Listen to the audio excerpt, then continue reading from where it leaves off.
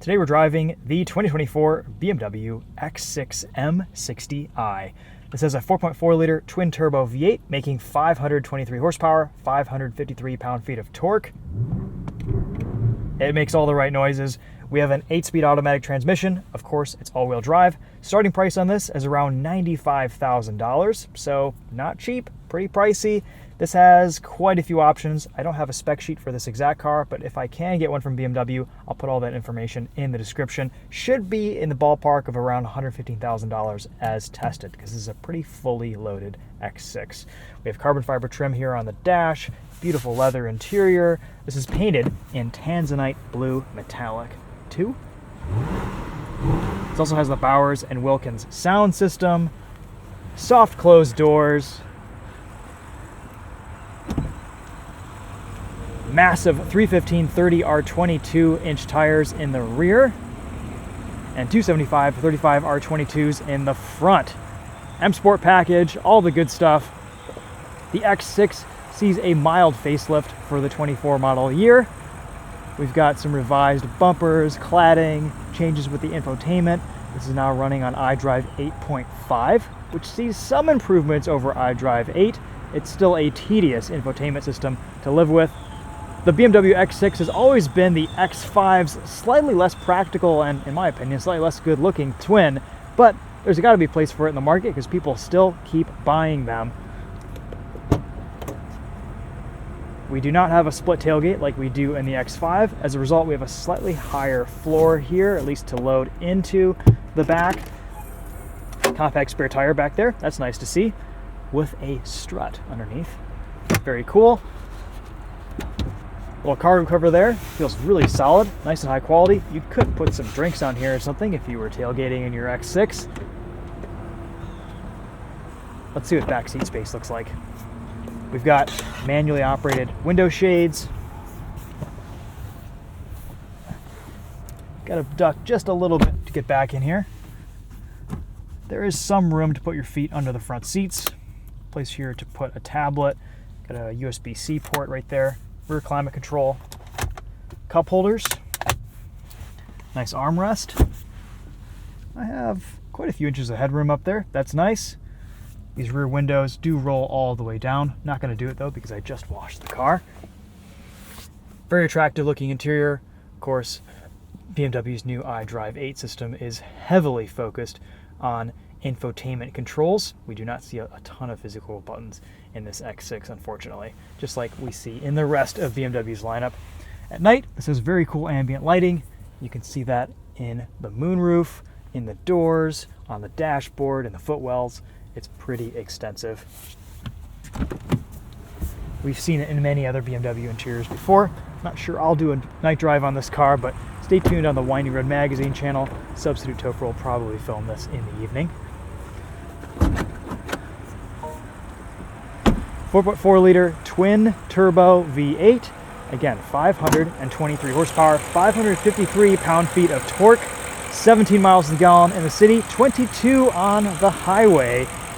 This also has BMW's 48-volt mild hybrid system, so seamless start-stop technology. You'll notice that there's no starter noise when you start up the vehicle, and at stoplights or stop signs, it'll just shut off and smoothly come back on power.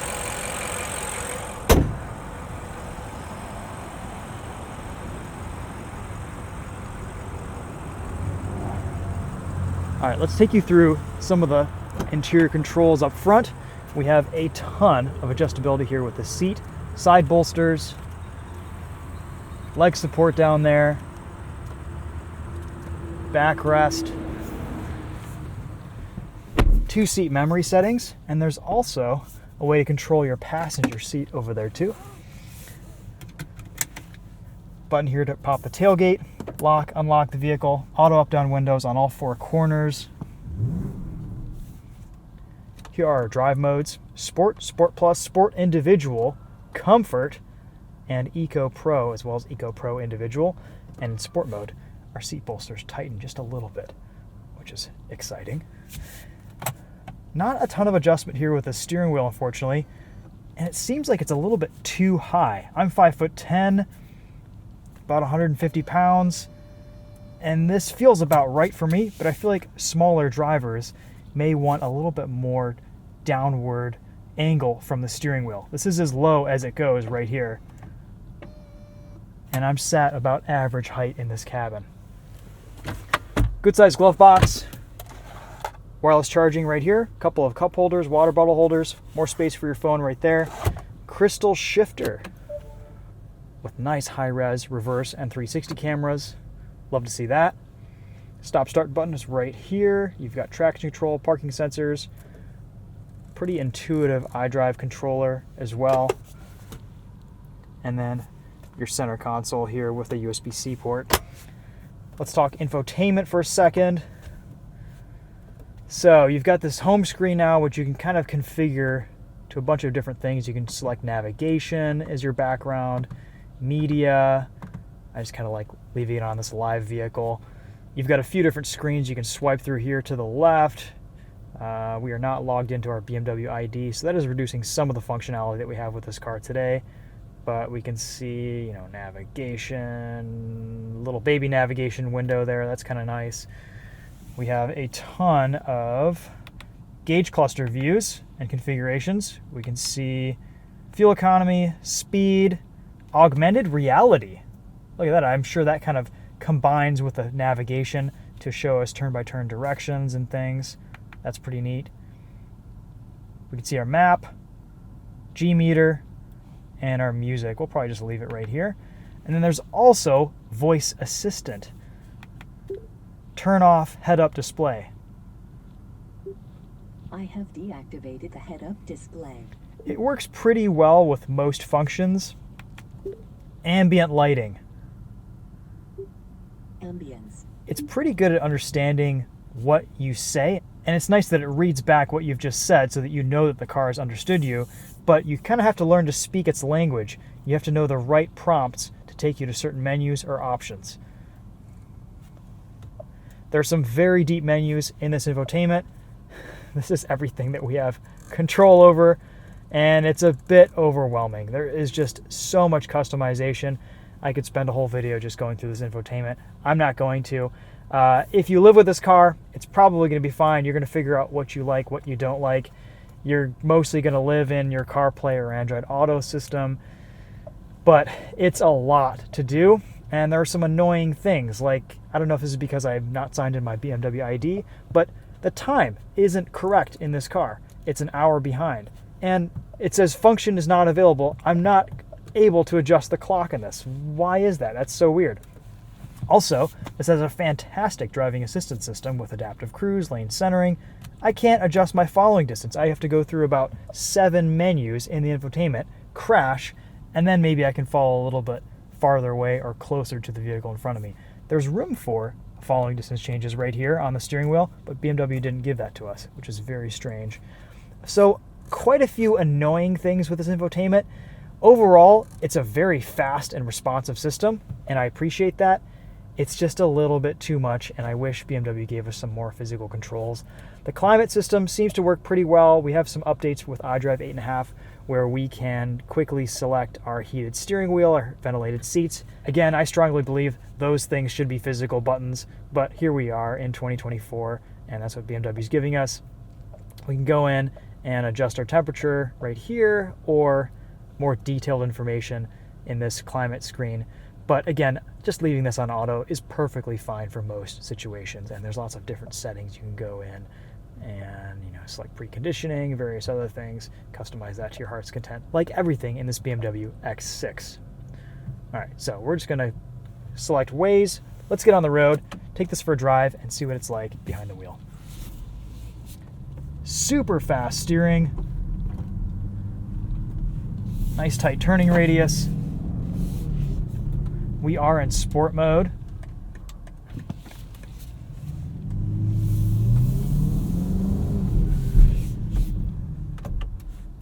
We'll even put the transmission into sport mode.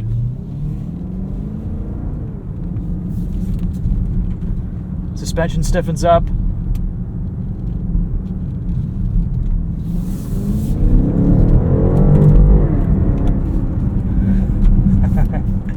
It is quick. It's no X6M, but honestly, this is all the performance you probably need out of your regular BMW, if not just a little bit of overkill. I would also be tempted to take the B58 inline 6 in this X6. Save quite a bit of money. You don't have that sweet V8 snarling under your right foot, but as a balanced package, that might suit itself a little bit better to most people's needs. I will say, so we did just have an X5M to drive a few weeks ago. This X6 is a little bit more comfortable, a little bit less brutal to drive. It's still definitely on the firmer side, but it's a little bit less hard-edged, yet it retains that performance that you want at the price point. If you can foot the bill and you don't want full-blown M-car insanity, this might be the way to go. It's kind of the best of both worlds. Almost an M-car, but a little bit more comfortable and livable. Assisted driving works just awesome. It'll change lanes for you. It wants you to keep your hand on the wheel, but it does a pretty good job sensing that your hand is on the wheel, and it's not always bothering you and prompting you to do so if you've already got your hand on the wheel. Lane changes are aggressive. Like most BMW drivers, the car kind of follows suit, which is nice. We've got easy changes here with our speed. You can change cruise control modes very quickly between assisted driving and distance control. But honestly, the steering assist in this works so well that I've just been using this on the highway, and it's fantastic.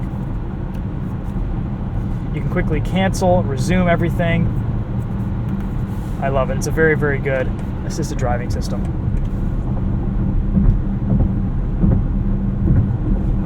So, we've already talked a little bit about suspension. It's on the stiffer side, but it's about what we've come to expect from BMWs recently. This car feels excellent to drive. All of your inputs are really nice. BMW's injected just a little bit more steering feel into their racks recently, and this feels really nice. I have a bit more textural information from the road surface. It's direct, it's responsive. Behind the wheel, this feels like a very premium and expensive driving experience. And it should, because it is. All the materials in here are top-notch. BMW's doing a really nice job with their interiors these days, aside from usability and ergonomics. To be honest, the more time you spend with the infotainment and with this interior, the more familiar it becomes. Only main annoyance I have this week is this 48-volt mild hybrid system is nice. It adds a little bit of torque fill, makes for really smooth and torquey driving around town and in performance situations. But the auto stop start, you have to kind of learn to work with it. Otherwise, you can have some delayed and jerky starts off the line. You just have to let off that brake pedal just a tad earlier so that the car is ready and the engine is on for you to set off.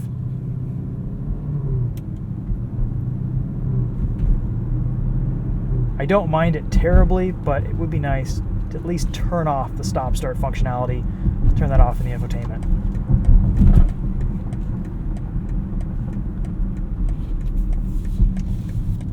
All right, back into sport mode. Maybe Sport Plus, have a bit of fun in this. Super quick shifts there from that ZF 8-speed auto.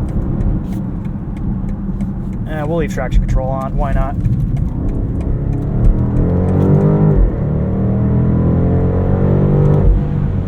Tons of performance here.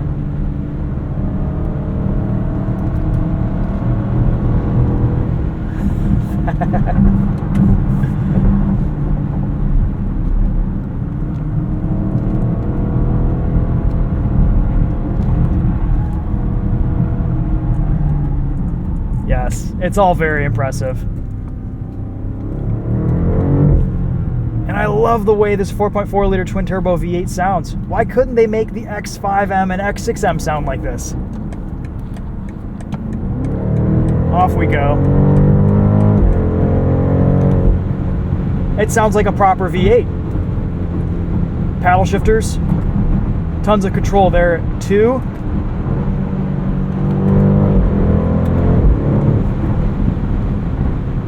Very, very quick shifts.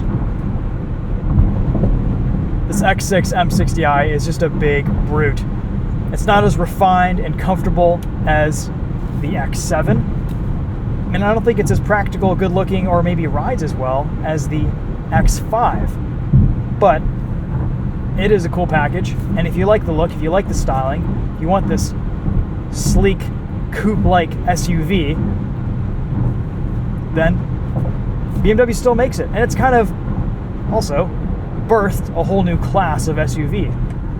Mercedes, Audi, all the other Germans have come out with competitors to this X6. Wind noise at speed and VH both sound pretty good on the highway, even on these 22-inch wheels. This is a pretty livable cabin over our rough Michigan roads.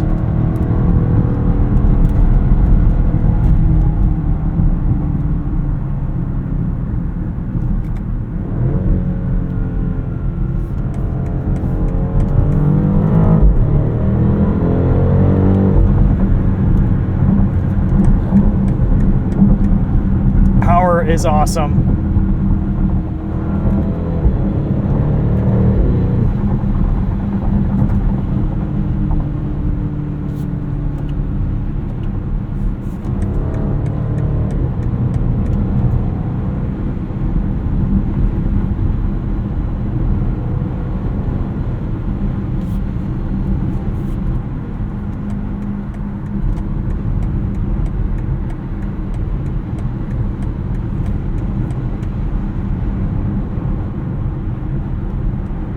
In some traffic. Let's see how the assisted driving works here.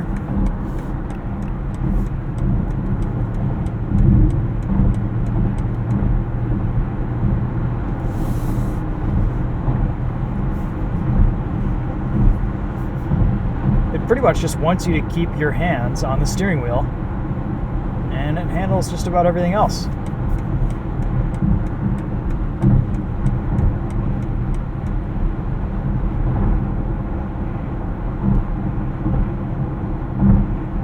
I have this set to the closest following distance right now.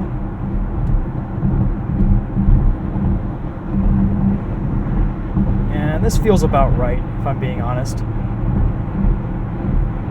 The following distance will adapt according to driving conditions. So if we're going faster, it's going to fall a little bit farther away. If we're going slower, it's going to be a little bit closer.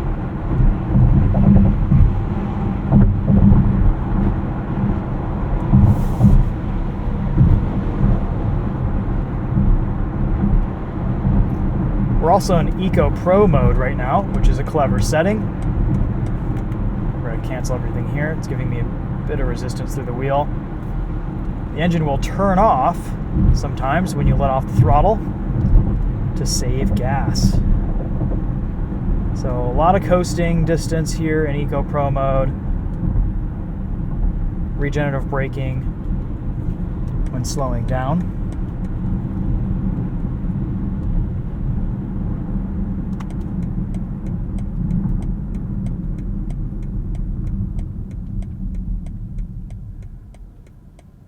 And you can see all that represented right here in the gauge display. So the engine is off right now. Let off the brake, turns on immediately. Pretty smooth start there from that 48-volt mild hybrid system. All right, guys. Well, there's a drive in the 2024 BMW X6 M60i. I'm a big fan of this powertrain. I think unless if you want the full-blown M car, this is kind of the way to go. Yes, it's expensive. Yes, probably the B58 would be a better overall choice for most buyers, but it is a lot of fun, and the performance here is just fantastic. A bit more of a livable package, in my opinion, than the X6M, but again, if you have to have that top model with all the power and all the M performance, can't beat an X6M on the track or for the street. The infotainment, the tech here kind of dominates some of the driving experience in ways that I wish it wouldn't. It's livable. You have to get used to it. You need to spend time with it. Chances are you're mostly just going to be living in CarPlay or Android Auto. The systems do a pretty good job on their own, just kind of automating things like temperature control, like heated and ventilated seats, like your heated steering wheel if it's cold out. It'll turn all that stuff on automatically. I wish the Bowers and Wilkins sound system were slightly better. They're getting better in some of BMW's new products, but this just doesn't really hold a candle to a lot of the other sound systems on the market. Overall, a fun driving experience, a really quality feeling vehicle here from BMW. I love the interior materials. I love the way this thing drives. I love the feedback from everything. It's just overall a really nice vehicle to spend time in. I think ultimately BMW has really improved the quality of their vehicles these last few years. They just feel so much nicer to drive and to live with. It's a shame that their tech has gotten a little bit intrusive. There are a few things here that I wish they just changed. At night, the ambient lighting, the interior lighting is a little bit too bright, and it doesn't adjust according to the lighting outside the vehicle as much as I would like. It's a bit too bright. And you have to go through about 7 menus to change that, or say the exact right phrase to the BMW system. And it would be nice just to have a physical slider to control the ambient lighting, or at least the interior lighting in this at night. Something like that, something like physical heated and ventilated seat controls, maybe a physical button to change your following distance on the fly. Just a few more physical controls in this BMW interior would make a huge difference. And the lack of it detracts from the driving experience, and it detracts from the luxurious nature of BMW's new vehicles, in my opinion. So there are workarounds, there are ways around it, but at the end of the day, I find myself a little bit more stressed out driving something like this than I would otherwise if it had a bit more of a intuitive and user-friendly interior space. All right, we're going to leave it there. Overall, great car, lot to like here, but also some things not to like. And hopefully BMW starts making some changes with their next generation of interiors and products. That's why we make these videos, so we can tell you guys what's up and what's going on with these vehicles. All right, that's it for this one. Thank you so much for watching. We'll see you guys in the next video. Take care.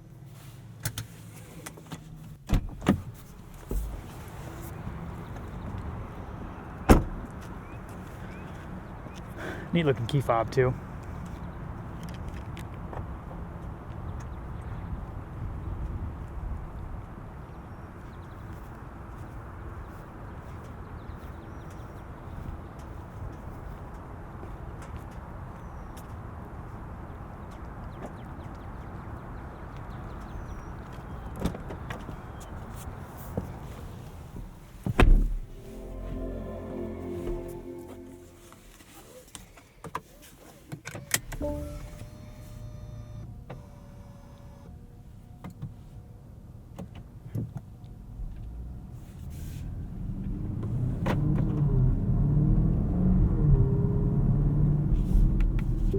Turn on head-up display. I have activated the head-up display.